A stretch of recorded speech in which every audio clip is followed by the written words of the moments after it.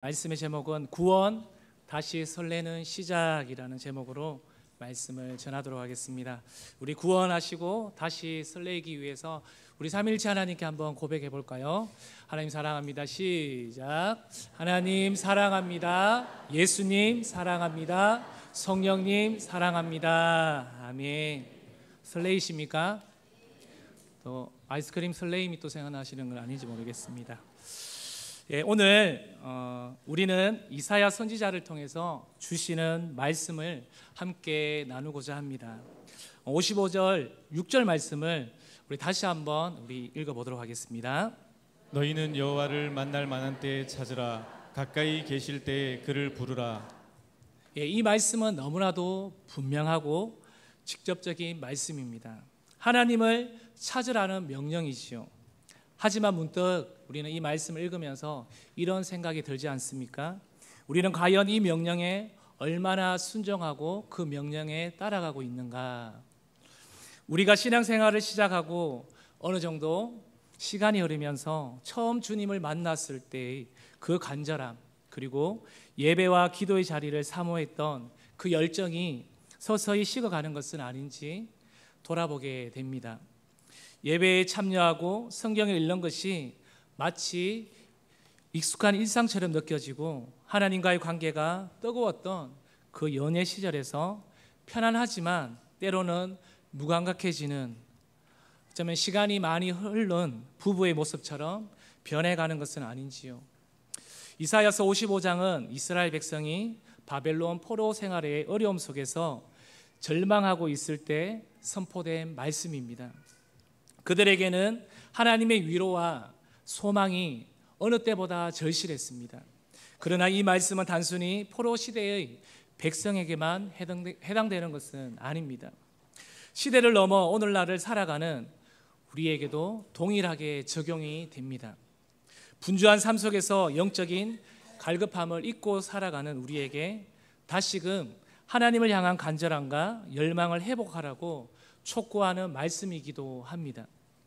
우리가 하나님을 다시 뜨겁게 찾고 열망하기 위해서는 근원적인 질문으로 우리는 돌아가야 합니다. 내가 구원받은 자가 맞는가? 나의 믿음은 십자가 위에 굳건히 서 있는가? 나를 값없이 구원하신 성령의 은혜를 나는 기억하고 있는가? 오늘 이 세 가지 질문을 중심으로 말씀을 나누면서 우리 안에 식어져가는 간절함의 불씨를 다시 지펴서 올리는 은혜의 시간이 되기를 소망합니다. 여호와를 만날 만할 때에 바로 지금입니다. 성령 강림 주일을 맞이하여 우리 가까이 계신 하나님을 다시 찾고 부르짖는 시간이 될 줄로 믿습니다.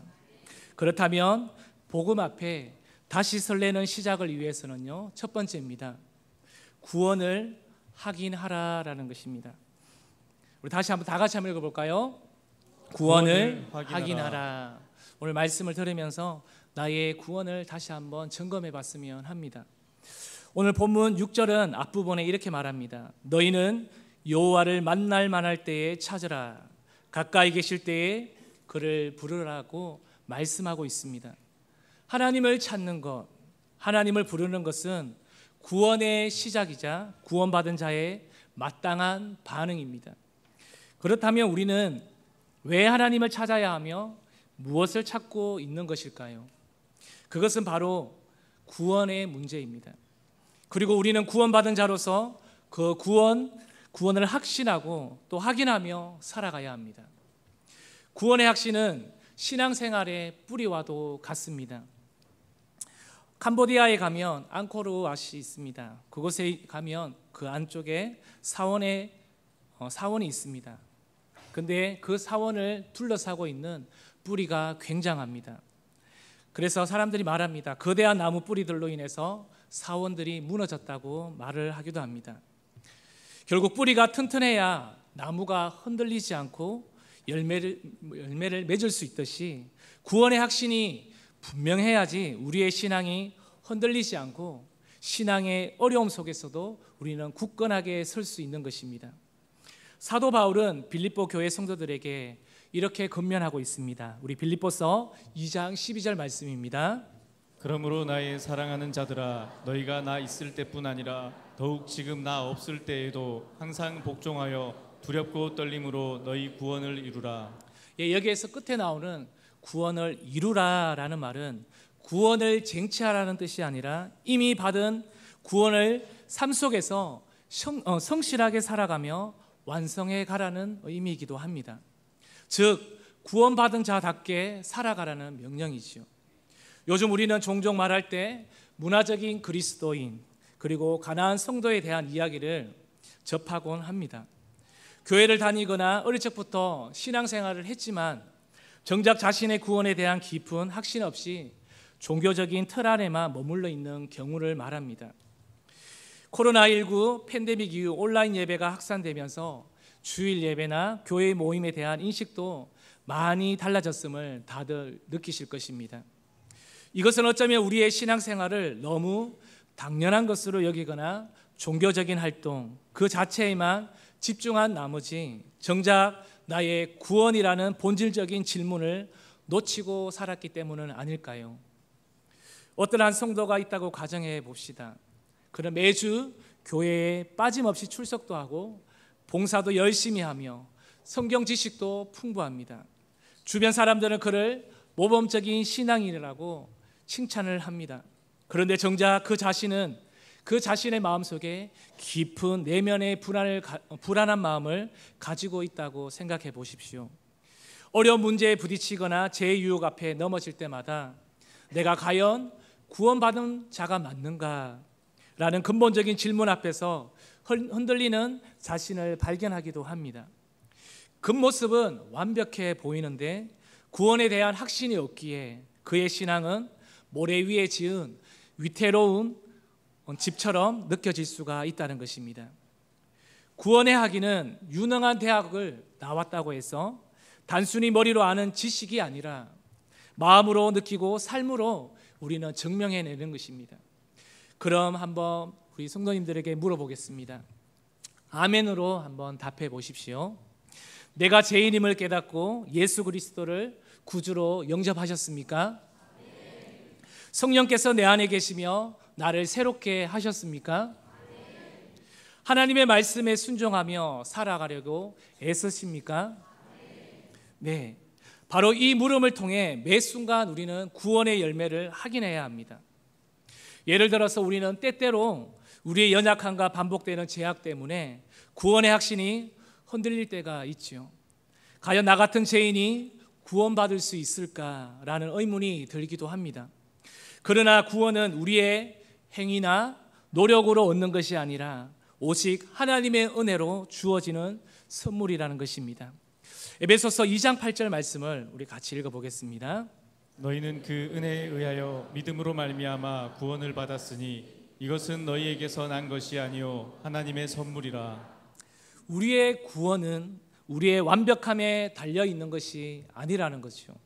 우리를 위해 십자가에서 죽으시고 부활하신 예수 그리스도께 달려 있는 것입니다. 로마서 10장 9절에서 10절 말씀도 구원의 길을 명확하게 제시해주고 있습니다. 우리 함께 읽어보도록 하겠습니다. 내가 만일 내 입으로 예수를 주로 시인하며 또 하나님께서 그를 죽은 자 가운데서 살리신 것을 내 마음에 믿으면 구원을 받으리라. 사람이 마음으로 믿어 의에 이르고 입으로 시인하여 구원에 이르느니라. 아멘. 아멘.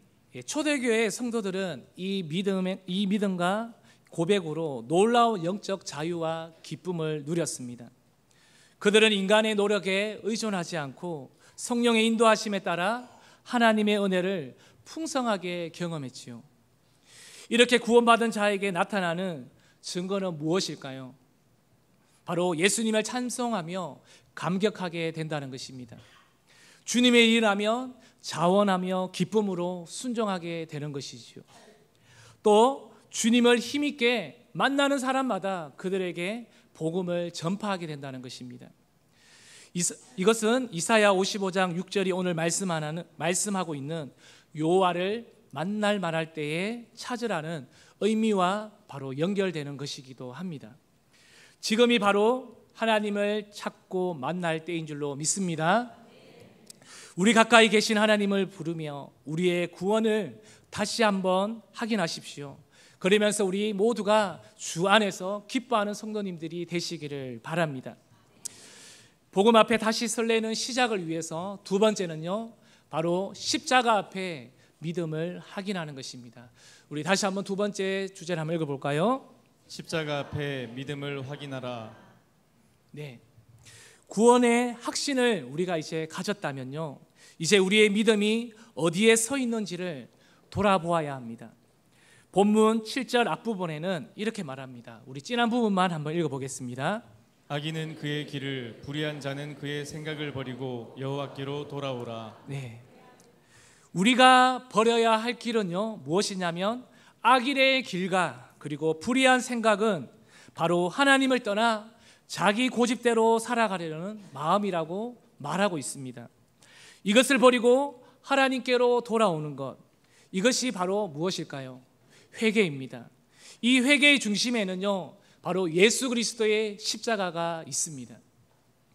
뉴스에서 자주 접하는 이야기 중 하나가 바로 주식 경제 부분에서 주식 투자나 가상화폐에 대한 것입니다.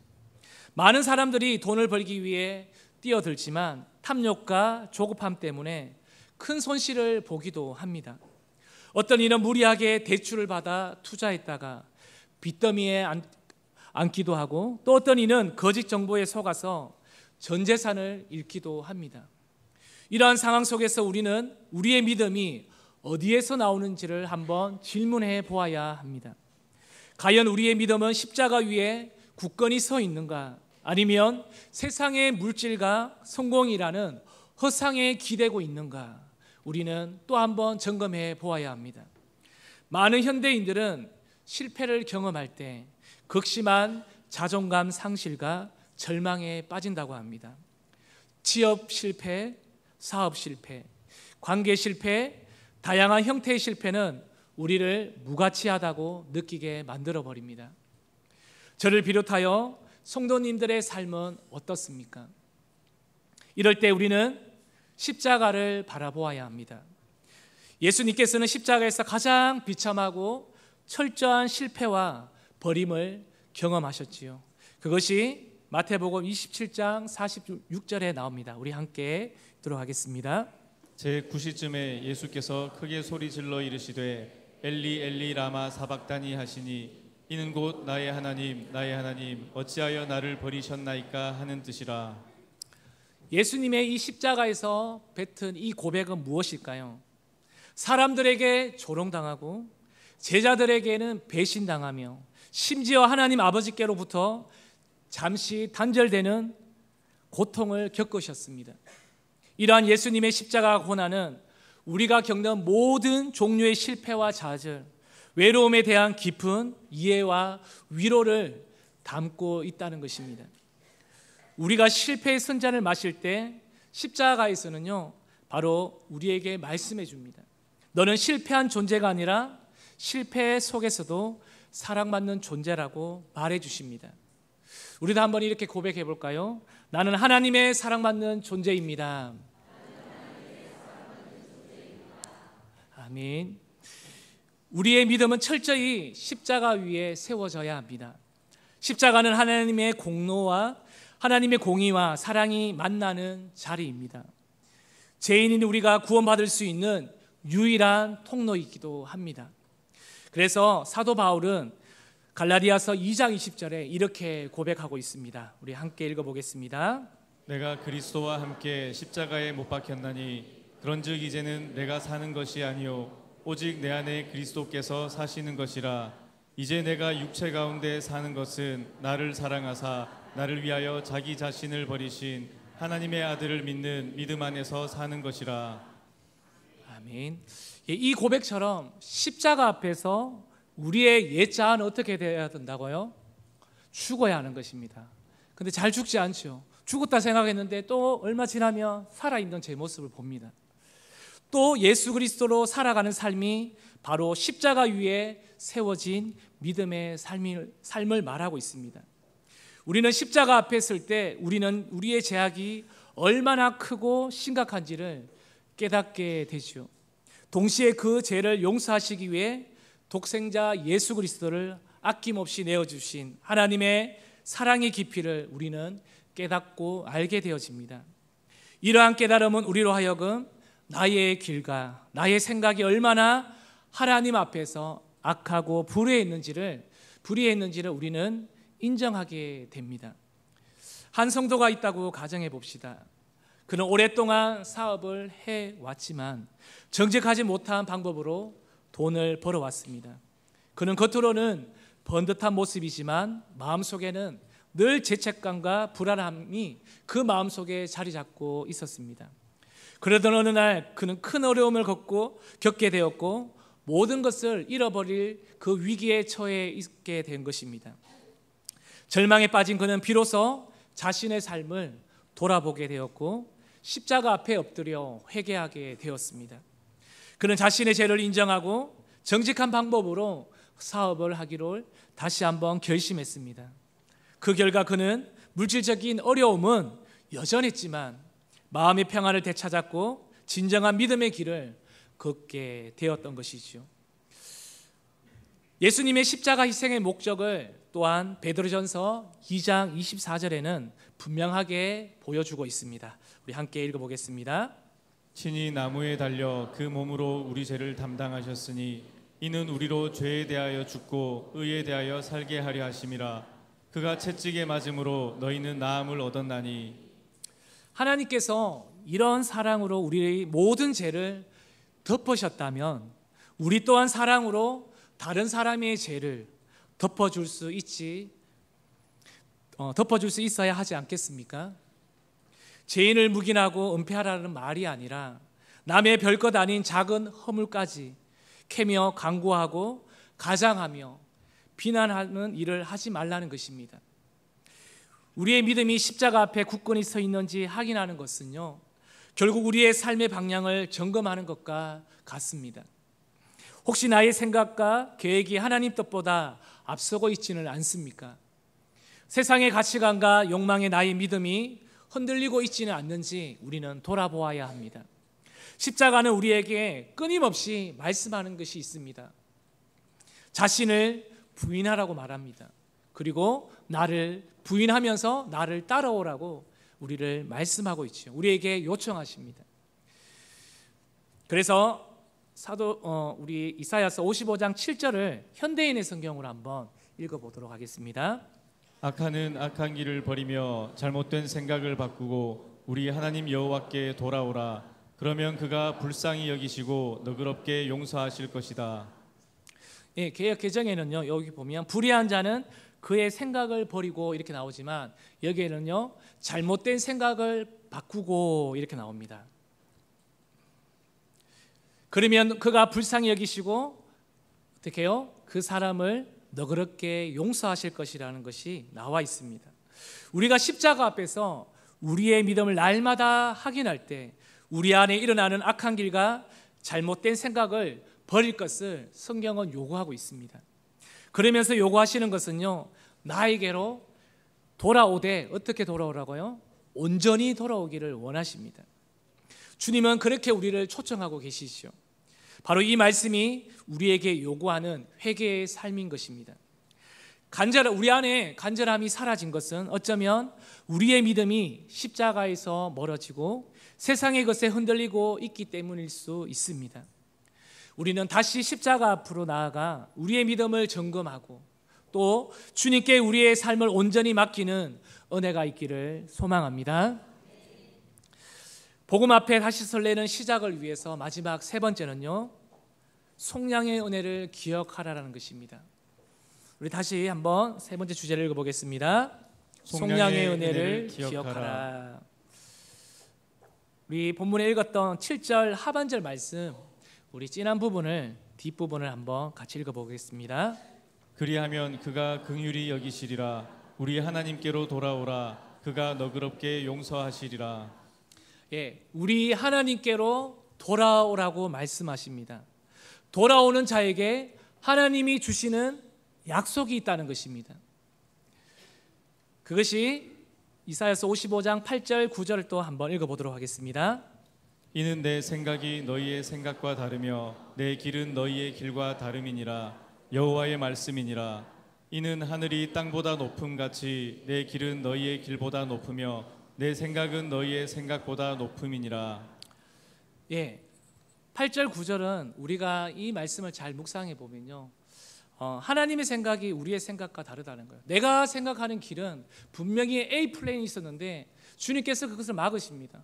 막으셔서 B 플랜으로 주님께서는 인도하십니다. 나는 성공을 원했는데요, 주님께서는 그 성공 뒤에 있는 실패를 통해서 하나님께서 다시 한번 나를 뛰어넘을 수 있는 그 기회를 허락해 하신다는 것입니다.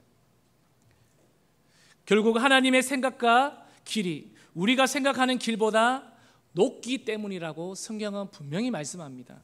그래서 우리는 하나님을 원망할 수가 없는 것입니다.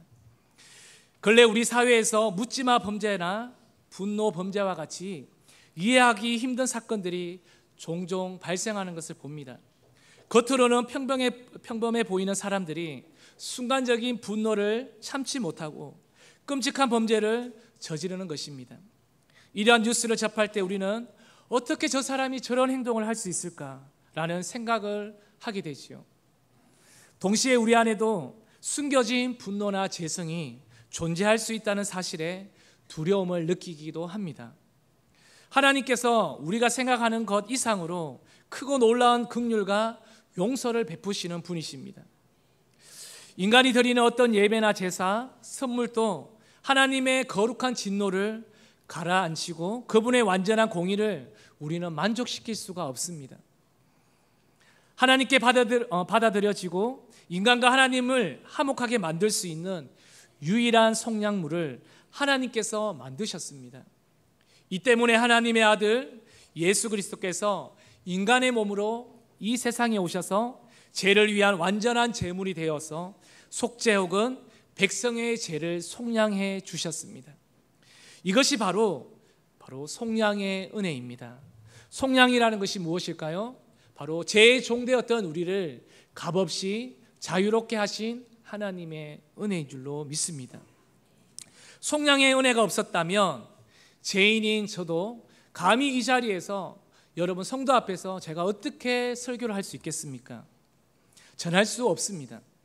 그러나 감사한 것은 예수 그리스도의 십자가 보혈을 그로 말미암아 제사함을 받고 하나님의 자녀가 되었기 때문에 감히 저도 부족하지만 이 자리에 서서 말씀을 전가할 수 있는 것입니다.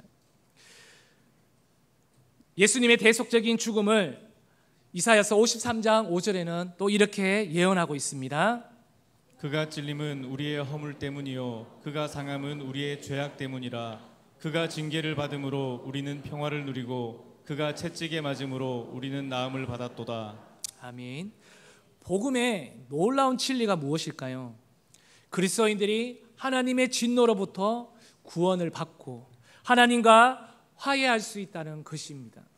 이것이 복음의 놀라운 진리이기도 하죠. 한 예로 과거 흉악범이었던 사람이 예수 그리스도를 믿어 완전히 변화되어 새로운 삶을 살았다는 이야기를 우리는 종종 접하게 됩니다. 그는 과거의 죄를 깊이 뉘우치고 봉사활동을 하고 다른 사람을 돕는 일에 헌신합니다. 사람들은 그의 변화된 모습에 놀라움을 금치 못하고 그를 새로운 사람이라고 부르지요. 이것이 바로 속량의 은혜가 가져다주는 변화인 것입니다. 우리의 생각으로는 도저히 이해할 수 없는 크고 놀라운 은혜가 바로 속량의 은혜입니다. 그 속량의 은혜는요, 무엇이냐면 물이 포도주로 바뀌듯이 전혀 차원이 다른 존재로 변화를 일으킵니다. 오늘 이곳에 계신 우리 성도님들도 물이 변하여 포도주가 된 이 사건과도 같은 것입니다. 우리는 도저히 구원받을 수 없는 자들입니다. 그러나 우리의 공로가 아니라 하나님의 주신 그 사랑으로 우리는 이 자리에 아이를부터 해서 장년이 이르기까지 이 자리에 앉아서 예배 드릴 수 있는 것입니다. 우리 성도님들의 성령 체험 또한 그리스도께서 이루신 십자가의 속량을 바탕으로 하는 것임을 우리는 잊지 마십시오.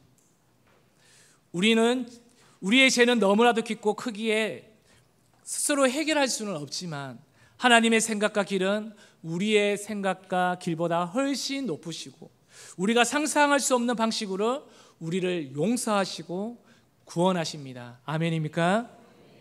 그래서 시편 기자는요 103편 11절에서 12절에 하나님의 자비하심을요 이렇게 노래하고 있습니다. 우리 함께 큰 목소리 한번 읽어볼까요? 이는 하늘이 땅에서 높음같이 그를 경외하는 자에게 그의 인자하심이 크심이로다. 동이 서에서 먼 것 같이 우리의 죄과를 우리에게서 멀리 옮기셨으며. 아멘. 하나님께서는 하늘과 땅의 높이만큼이나 크신 사랑으로 우리를 대하신다고 말씀합니다. 그러면서 동이 서에서 먼 것처럼 우리의 죄를 어떻게 해요? 완전히 도말하신다는 것입니다. 너 죄 없어라고 말씀해 주시는 것입니다. 선언해 주시는 것입니다. 우리가 속량의 은혜를 기억할 때 우리는 하나님과 하나님의 사랑과 용서하심에 대한 깊은 감사를 경험하게 됩니다. 이 감사는 우리 안에 새로운 간절함과 열정을 불어넣어 주시죠. 죄에서 해방되어 자유를 얻는 사람의 특징은 어떨까요? 그 자유를 주신 분을 더욱더 사랑하고 따르고 싶은 마음이 아주 열렬하게 일어날 것입니다. 하나님의 생각과 우리의 생각은 어떻다고요? 다릅니다. 하나님의 생각을 내 생각에 집어넣지 마십시오. 우리가 하나님의 생각에 맞춰 따라갈 수 있는 인생이 되기를 바랍니다. 우리는 우리의 행위나 노력으로 구원을 얻으려고 합니다. 또한 하나님의 용서의 한계를 우리는 재단하기도 합니다. 그러나 하나님께서 우리가 돌아서기만 하면 우리의 죄가 아무리 크고 많을지라도 주님께서는 너그럽게 용서하시겠다고 선언해 주셨습니다. 이는 우리를 향한 하나님의 궁극적인 생각이 우리가 천국에 들어가 영원한 복을 누리는 것이기 때문입니다. 속량의 은혜를 기억하는 것은 곧 하나님의 신실하심과 그분의 무한한 사랑을 신뢰하는 것입니다. 우리가 간절함을 잃었다면요, 그것은 혹시 우리가 받은 은혜를 잊고 살아가기 때문은 아닐까요? 우리를 위해 모든 것을 내어주신 예수 그리스도 십자가를 바라보면서 우리에게 베푸신 속량의 은혜를 깊이 묵상해 보시지 않겠습니까? 그러면 우리는 다시금 하나님을 향한 뜨거운 사랑과 간절한 열망을 회복하게 될 것입니다. 이제 말씀을 정리하겠습니다. 우리는 오늘 이사야서 55장 6절에서 9절 말씀을 통해서요, 구원, 다시 설레는 시작을 통해서 하나님의 간절한 부르심 앞에 우리는 서 있습니다. 이 시대는 그 어느 때보다 말씀과 찬양이 홍수처럼 넘쳐납니다. 우리가 듣고 싶을 때, 내 마음이 슬프고 힘들 때 어떤 말씀을 검색하면 그 말씀이 그냥 흘러나옵니다. 내가 너무 슬프고 아니면 내 마음이 지금 너무 우울한데 좀 기쁜 찬양을 듣고 싶으면 여러분 유튜브에 찬양만 틀면 그 찬양이 무수하게 24시간 나옵니다. 잠잘 때도 들을 수 있습니다. 우리는 이러한 홍수 속에 살아갑니다. 교회에서 성경 공부를 통해서 지식도 부족함이 없지만 정작 우리의 신앙생활에 간절함을 잃어버린 시대에 우리가 살고 있다면 이 시간이야말로 여호와를 만날 만한 때가 아니겠습니까? 우리 오늘 다시 한번 첫 번째, 두 번째, 세 번째 말씀을 기억했으면 좋겠습니다. 우리의 구원을 다시 확인하십시오. 우리가 하나님의 자녀임은 변치 않는 사실이며 이 구원의 확신 위에서 우리의 믿음은 더욱더 굳건해질 것입니다. 또 십자가 앞에 나아가 우리의 믿음을 점검하십시오. 우리의 옛 길과 생각을 버리고 오직 십자가만을 의지하며 주님께로 돌아서십시오. 컴백하십시오. 그리고 마지막으로 우리를 값없이 구속하신 속량의 은혜를 기억하십시오. 우리의 죄를 너그럽게 용서하시고 하늘보다 높으신 사랑과 생각으로 우리를 대하시는 하나님께 감사하며 찬양하십시오. 우리가 구원을 확인하고 십자가 앞에 믿음을 점검하며 속량의 은혜를 기억할 때 하나님을 향한 우리의 간절함과 열망은 우리 가운데 다시 한번 일어날 것입니다. 우리가 지난주 오로지 기도회로 한 주 동안 나갔지 않습니까? 교회에서 시켰기 때문에 하는 것이 아니라 시켰다 할지라도 내 마음이 감동되지 않으며 그 시간에 나올 수 없습니다. 우리는 나와서 아이들부터 어른이 이르기까지 각자의 자리에서 그 자리를 사수하면서 주님과 독대하는 시간을 가졌습니다. 또 한 주 동안 담임 목사님께서 욥을 통해서 우리의 인생이 때로는 이해할 수 없는 그 상황과 처지의 가운데 우리가 있다 할지라도 하나님은 여전히 어떻다고요? 신실하게 우리에게 인도하신다는 것입니다. 성령 하나님은요, 오늘 또 우리가 간절히 찾는 자에게, 하나님을 사모하는 자에게 성령님은 우리에게 간곡히 일하신다는 것입니다. 예배는 더 이상 익숙한 일상이 아닌 감격의 순간이 될 것입니다. 기도는 습관적인 행위가 아닌 하나님과의 깊은 교제가 일어나게 될 것입니다. 우리 사랑하는 성도님들, 지금이 바로 여호와를 찾을 때입니다. 지금이 뭐라고요? 여호와를 찾을 때입니다. 우리 가까이 계신 하나님을 부르짖을 때입니다. 마음껏 목 놓아 부르짖을 때입니다. 혹시 하나님을 향하여서 내 간절함이 사라졌다면, 기도를 해도 뭔가 매너리즘에 빠져서 그 간절함이 없다면요, 다시 한번 내 안에 식어진 그 가슴에 하나님 불을 일으켜 주십시오. 오늘 오전에 찬양을 했지 않습니까? 우리 2부 예배 때 찬송가가 뭐였죠? 갑자기 생각이 안 납니다. 갑자기 그게 이 기쁜 소식. 예, 맞습니다. 죄송합니다. 이 기쁜 소식을 목사님께 두 번째 우리 좀 부흥의 버전으로 한번 하자 이렇게 했잖아요. 첫 번째 할 때는 그냥 저도 불렀어요 이렇게. 근데 부흥의 버전을 부를 때 갑자기 저한테 어디선가 이렇게 눌려져 있던 눈물이 막 나오시더라고요. 이렇게 잘 때 이게 어릴 때 불렀던 목사님 말씀하셨던 그 어릴 때 감성이 나오는가 봐요. 이 찬양이. 그때 수련회를 하고 하면요, 처음부터 찬송가였어요. 진짜 계속 박자가 계속 이거였습니다. 우리 주의 성령이 내게 임해, 이런 계속 이런 찬양. 불 받아라 뭐 계속 이런 찬양이었어요. 불러 다 이런 찬양이었어요. 뭔가 이런 찬양을 하면 마음에 뭔가 진짜 내 마음 가운데 묵혀있던 것들이 막 올라오는 거예요. 이렇게 성령이 오셨네, 성령이 오셨네.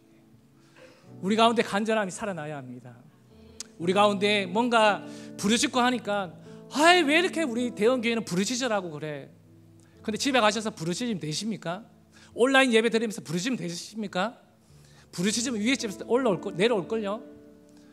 그런데 우리가 마음껏 이 교회에서 부르짖을 수 있을 때, 하나님 앞에 통회하고 애통할 수 있을 때 하나님 앞에 부르짖어야 합니다. 어쩌면 진짜 부르짖을 수 없을 때가 올지도 모릅니다. 그래서 우리는 부르짖어야 합니다. 하나님 앞에 간구해야 합니다. 그래서 우리는 여호와께로 돌아서야 합니다. 하나님께서 다시 찾을 만할 때에 나의 얼굴을 구하라고 하십니다. 주님의 얼굴을 구하라고 말씀하십니다. 이전에 많이 구했는데, 옛날에 성령 받았는데, 아니요, 지금 내가 성령으로 살지 않으면요, 살지 않는 것입니다. 내가 지금 부르짖지 않으면 부르짖지 않는 상태로 살아가는 것입니다. 밋밋하게 신앙생활하는 것입니다. 성경은 분명히 말하지요. 찹든지 뜨겁든지 미식은 하지 말라고 말합니다. 우리 하나님 앞에서 그런 뜨거움을 다시 한번 회복하지 않으시겠습니까? 우리 다시 한번 하나님 앞에, 하나님, 우리가 다시 한번 주님의 앞으로 돌아서기를 원합니다. 다시 한번 나의 구원의 간격이 일어나기를 소망합니다. 내 안에 다시 한번 십자가의 간격이 일어나기를 원합니다. 내 안에 다시 한번 주님의 속량의 사랑으로 나를 덮어 주시옵소서. 우리 그러한 마음으로 우리 이 찬양을 하나님 앞에 올려드렸으면 합니다. 우리 찬양팀 나오셨어요?